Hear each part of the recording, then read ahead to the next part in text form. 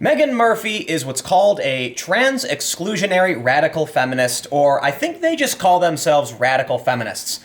And there's a really interesting phenomenon happening right now. If you've watched my videos, you know that it was only a few days ago, maybe a week ago, her story went viral.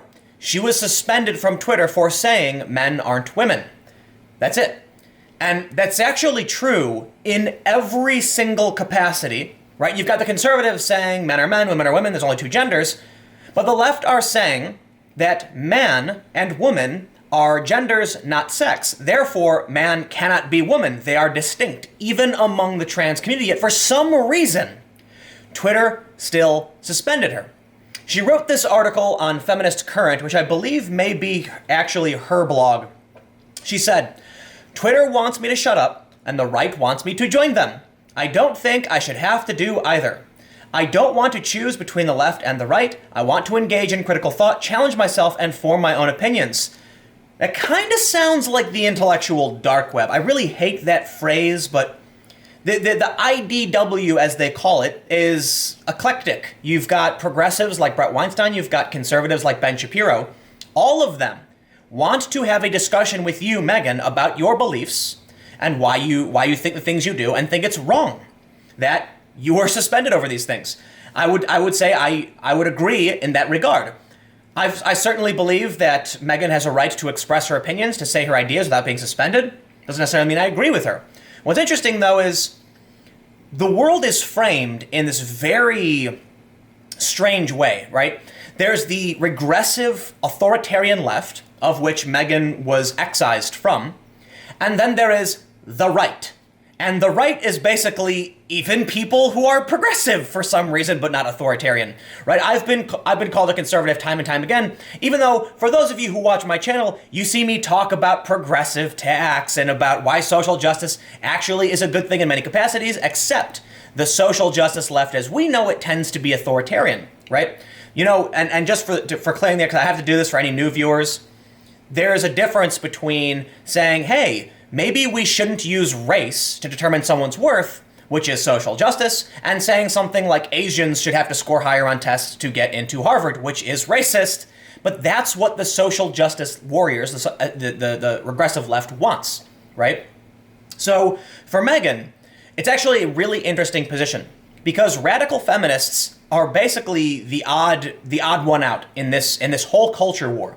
Because even among the left, the anti-authoritarian, anti-identitarian left, people like maybe Shoe on Ahead, she's in support of the trans community, but opposes authoritarianism like people who would suspend her from Twitter over this.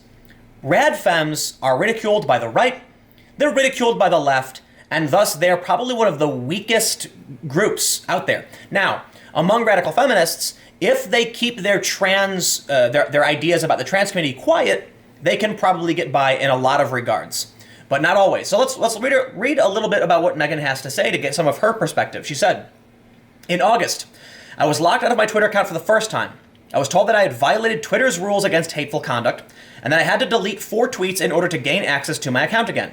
In this case, the tweets in question named Lisa Krott, a trans-identified male, as the individual who targeted Feminist Current's ad revenue and led efforts to have Vancouver Rape Relief blacklisted at the 2016 BCFED convention." And then she posts the Twitter images and several of the tweets. I'm going to be careful about some of the words I use because, you know, YouTube loves to censor. "I deleted the tweets in question, then publicly complained on Twitter saying, 'Hi Twitter, I'm a journalist. Am I no longer permitted to report facts on your platform?' I was promptly locked out of my account again, told I had to delete the tweet in question, and suspended for 12 hours. I appealed the suspension as it seemed clear to me that my tweets were not hateful but simply stated the truth, but received no response from Twitter.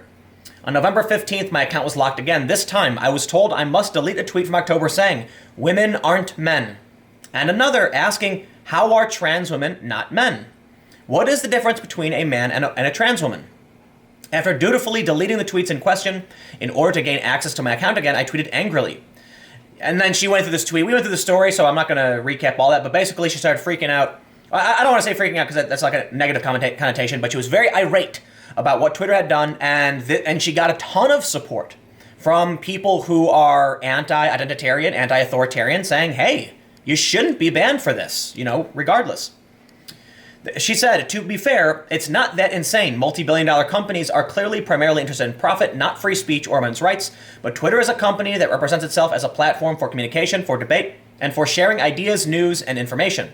While, of course, as a private company, Twitter has the right to limit who participates on the platform and what is said, we, the public, have become accustomed to understanding this social media platform as a relatively free space, wherein everyone from politicians to celebrities to pornographers to activists to students to anonymous gamers to feminists to men's rights activists may say what they wish.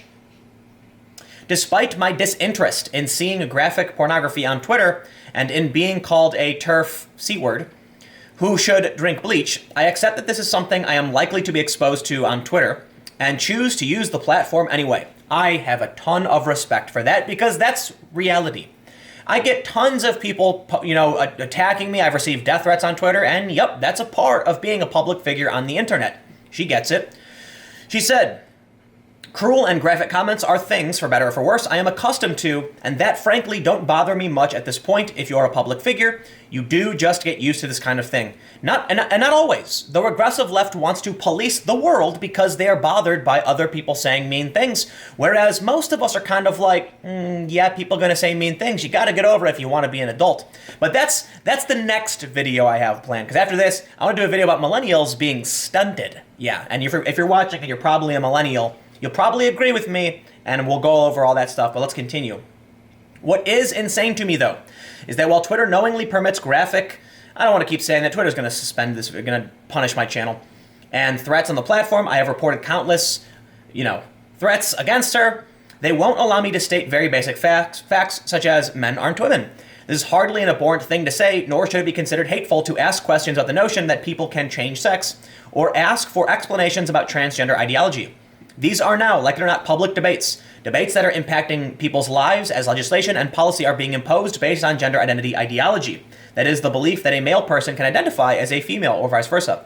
That trans activists and their allies may find my questions about what transgender means or how a person can literally change sex uncomfortable, as they seem not to be able to respond to them, which I can imagine feels uncomfortably embarrassing. Feeling uncomfortable is not a good thing, not good enough reason to censor and silence people. There is a big issue going on in that she actually brings this up. And while I disagree with a lot of what she says, I want to skip over to the important part when she talks about feelings. I believe she talks about feelings. I don't want to skip over too much. She talks about somewhere in the article, I don't want to dig through this, but basically she says that when she gave a speech somewhere, maybe this is a different article I read from her, but she gave a speech somewhere and someone asked her, how do you think you're making people feel? And she said, how do you think you are making people feel? Something to that effect. And then instead of actually addressing her arguments, when she asked the question, how do you define woman? People said, they refused to answer. They then go on to claim that you're hurting their feelings, and the debate, which there needs to be, is debating someone's existence. Well, look, it's not about debating existence, it's about debating the stretch of the law. But when people come forward like Jordan Peterson and say, you can't compel me to say certain things, they attack him. They call him the worst things in the book.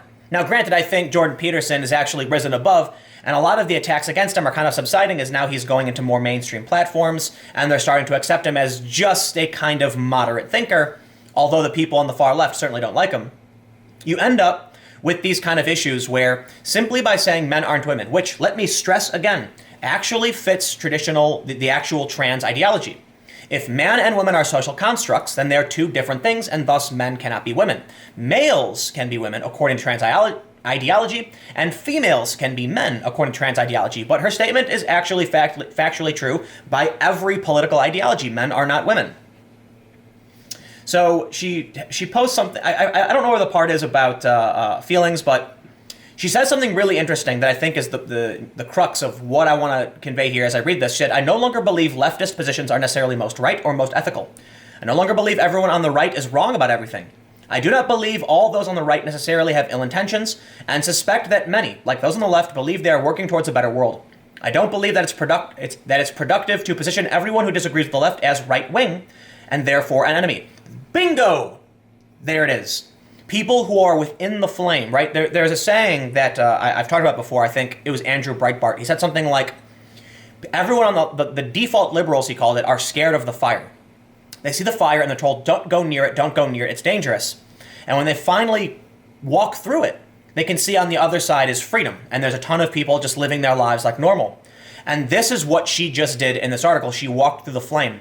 Here's the important part. That has nothing to do with left versus right. Walking through the flame is simply getting away from the echo chamber that tells you what you can and cannot believe. And she now realizes you can still be on the left. You are not necessarily right-wing, she says. It is not productive to label everyone who disagrees with the left as right-wing, and therefore enemy. Because I certainly disagree with a lot of what the regressive left does, but I'm absolutely not right-wing. On the economic and on the political compass, I am literally center-left. And I've actually moved a little bit to the left and more towards libertarian as of recent, because I take the test periodically. But this is what she exemplifies. That there are people, it's not about left versus right. It's about this group of indoctrinated echo chamber regressive authoritarians. And eventually someone's strong enough to say, I'm going to walk through this fire. And after you do, you see the real world. You see there are people on the right. There are fringe weirdos on the far right. But there's regular liberals, Bernie Sanders supporting types, who reject a lot of this dogma. And thus, the radical feminist now being pushed away. And I have to imagine, because what I say this a lot, the more we try to expand protections for people, the more we actually take them away. You're going to end up with people like Meghan Murphy, who eventually say enough and walk away. When you start enacting things like, in one of her articles, she talks about how males are winning women's competitions because they're trans, you're going to end up with a lot of women who probably didn't have an opinion on the matter walking away, walking through that fire. So I'll just jump down to the end of what she says because I don't like to go on for too long. She says, there are people on the right who are bad and who are good, who are smart and who are stupid, who are wrong and who are right, and then there are a million combinations in between. The same can be said on the left, absolutely. And to pretend things are any more simple than that is, in my opinion, a mistake.